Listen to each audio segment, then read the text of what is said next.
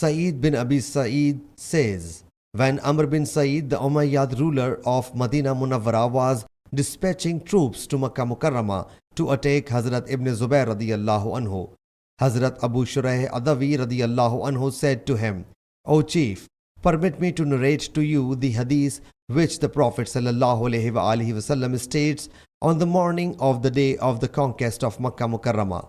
My both ears heard and my heart preserved, and my eyes were beholding him when Allah's Apostle sallallahu alaihi wasallam was narrating this hadith.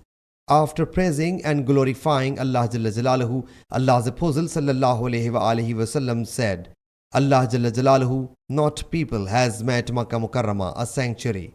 So it is not permissible for anyone who believes in Allah Jalla Jalaluhu and the resurrection day to shed blood in it or crops its tree.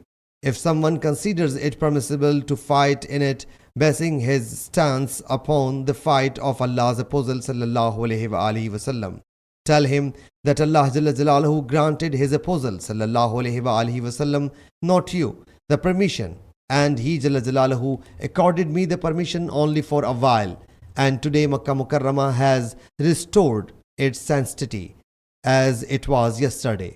Whosoever is present should convey it to the absentees. Hazrat Abu Shuraih was asked, what did Amr bin Sa'id reply you? He said that he said, O Abu Shuraih, I know it more than you. Sanctuary does not give shelter to any sinner or the one who flees after killing or committing larceny. Sahih Muslim Hadees number 3291.